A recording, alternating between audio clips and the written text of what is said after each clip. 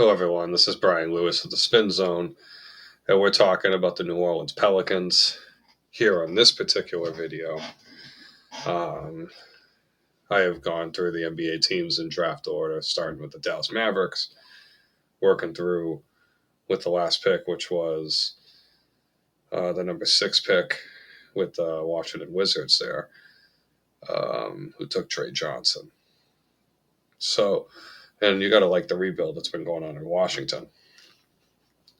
Otherwise, now we're on to New Orleans Pelicans. So where the Pelicans were in the 2025 draft was the 7th overall pick. They drafted Jeremiah Fears. Fears was at Oklahoma. Again, he's a 6'4" guard from Arizona. He was born in Chicago, ironically, but went to high school in Arizona. Put up a really good freshman season, 17-4-4. Was not the great three-point shooter output, but he still shot 85% from the line, 43% from the floor. He was very efficient, very slasher type of player, kind of like a throwback in a way.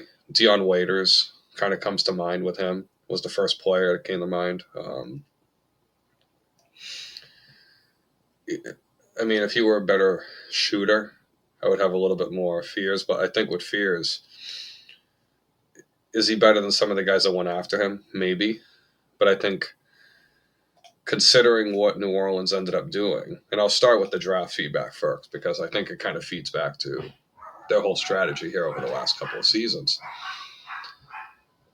You ended up trading up for Derik Queen at number 13, and you gave up a 2026 first-round pick, unprotected first-round pick, mind you, no lottery protections, in a loaded Western Conference in which you're likely, at best, the 10th or 11th best team in that conference with Denver, Minnesota, both LA teams. Denver, I said that. Denver, LA, Clippers, LA Lakers, all 3 teams in Texas, Minnesota, Memphis possibly. That's already enough teams to compete with. And never mind, you just kind of went all in and you're like, well, whatever. So, I don't know about that. I haven't done enough research on next year's draft crop at this time to assess if it's like too top heavy and maybe they just see themselves as a team that's going to be outside of the top 12. So maybe they don't see the value in that pick. Maybe they're like, okay, we have the guys we needed. They needed a center first and foremost in this draft. Derik Queen, I think, was the best big in this draft, and by a landslide too. I wasn't a big fan of Malik from Duke. Not that he was a bad player. I just, I'm not a big fan. And then Young Hansen, obviously, becomes a stud. So, you might have still missed on the wrong guy. Imagine if they just took Hansen and Hansen becomes a stud for them. So, I think there's some belief there. But overall, not a fan of the Pelicans draft strategy. It's very short-sighted. Almost reminds me of like the Hawks in the late 90s where it's just like, we don't want to rebuild, but like we're just going to keep bringing in guys and trading the picks to justify the fact that we're bringing guys in. Now, keep in mind, when Atlanta traded Dominique Wilkins, they managed to compete for a couple more years. They were in the semifinals, I think, a couple times. And then they dropped off the table, and then they were actually able to rebuild properly with, with Joe Johnson, Jeff Teague, and then obviously Hal Horford and vice versa, the rest of those guys that showed up. And you look at the Hawks now, the Hawks are a pretty competitive franchise. I think for New Orleans to get back to that, we have to look at their history. So Derik Queen would kind of slot into the 5. If Queen pans out, he was a top 5 prospect for me. If Derik Queen pans out and Fears still becomes like a kind of tweener role player starter, if you get 2 rotational pieces out of this draft, that's still a win. If Zion's healthy, Trey Murphy's healthy, and then you still get Herb Jones, you still have enough talent on this team where you could justify them finishing in the top 10. You still have Dejounte Murray. You still have Jordan Poole, who they brought in from the C.J. McCollum trade, which is interesting because with the C.J. McCollum trade, they also brought in Saddiq Bey. Saddiq Bey kind of stood out a little bit when he was with Detroit. And then for some reason, just kind of fell off the table. They kind of lost a little belief in him. So from this point, I'm interested to actually see where this building point stems to, because they have to make decisions they're over the cap, so they have to make decisions on a couple of key players, obviously, and they're overpaying quite a bit. I mean, Trey Murphy, in what world is Trey Murphy worth $25 million a year? In what world is Herb Jones going to be worth $20 million a year? Looney's a free agent after next year because they just brought him back. Fears is on a rookie contract. Sadiq Bey is at $6 million a year, so that's pretty good. Derik Queen's on a rookie deal. Jordan Hawkins is on a rookie deal. Alvarado's a free agent after next season. Then they have Yves Missy and Carlos Matovic and Micah Peavy, but they're on low salary deals. The one you have to really look out for is Zion, because he makes $40 million a year. Jordan Poole makes 34, but he'll be a free agent after next season. So you still have to spend. But I think looking back, and you look at the Pelicans' history, Anthony Davis was traded as a 26-year-old in exchange for Lonzo Ball, Brandon Ingram, and Josh Hart. Now let's reset. And those 3 first-round picks, you know, and I think looking back at it, you have Brandon Ingram, who they just traded because they didn't want to pay him, and rightfully so.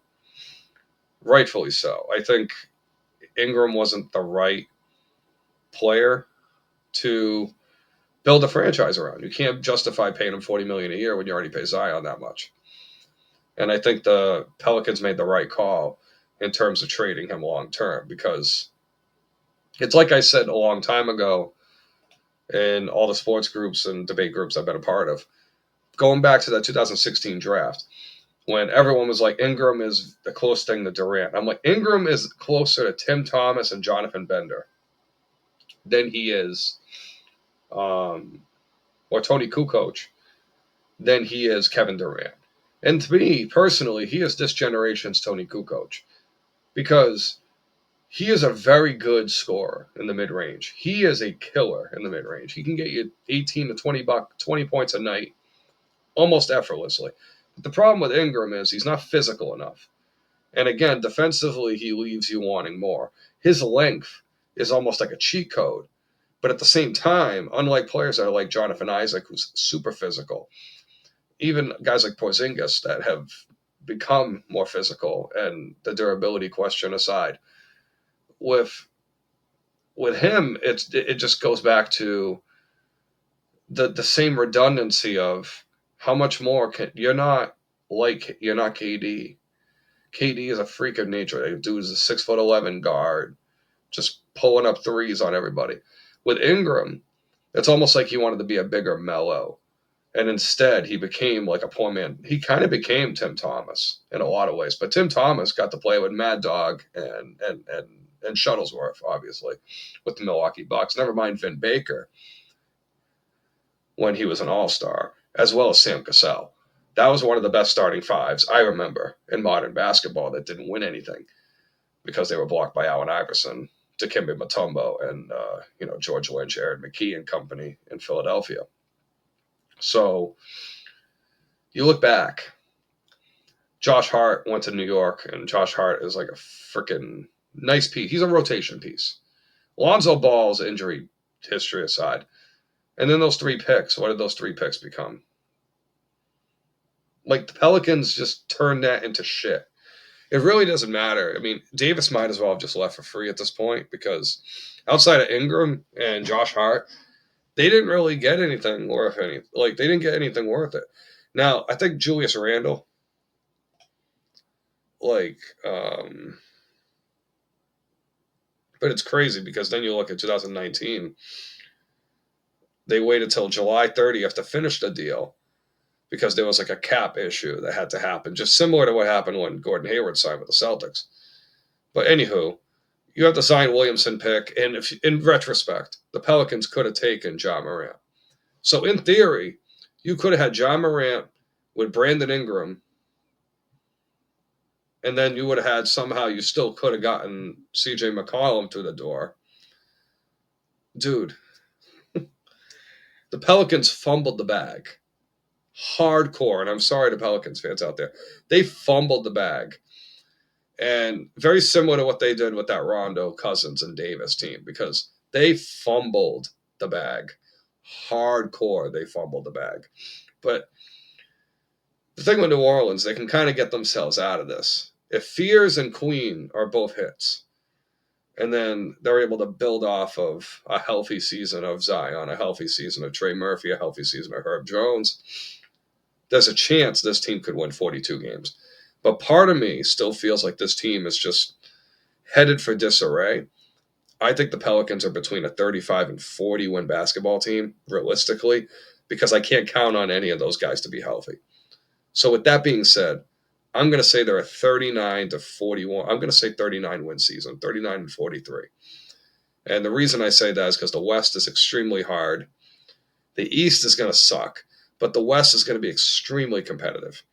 Never mind the fact you have like Portland, that even though they have Damian Lillard out for the whole season, you still have, a lot of those guys on that roster are going to be wanting to play for spots the following year because they're not going to want to get traded.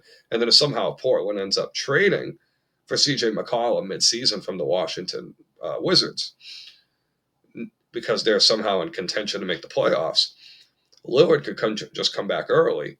Or maybe Lillard won't come back early, but CJ could probably carry them to the first round as a play-in and at least get them competitive, similar to what he was able to do in New Orleans.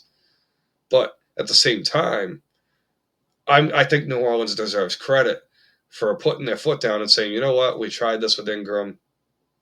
We're going to move on and not give him a $40 million extension. And Toronto did that. Toronto gave them the opportunity for them to get an out on Brandon Ingram. They didn't get a lot, but at least they didn't have to pay him $40 million a year.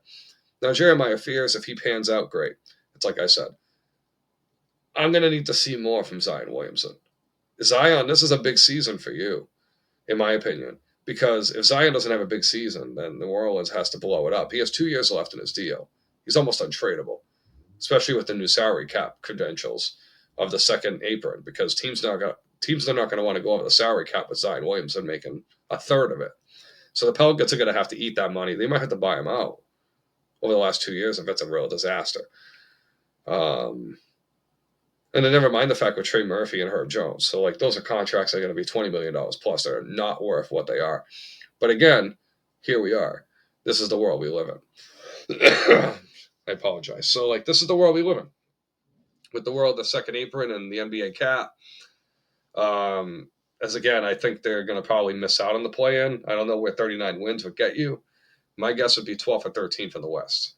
Because, again, there's a chance that 44 wins might not be enough to make the playoffs in the Western Conference this season. That's how good the West is. And we'll continue.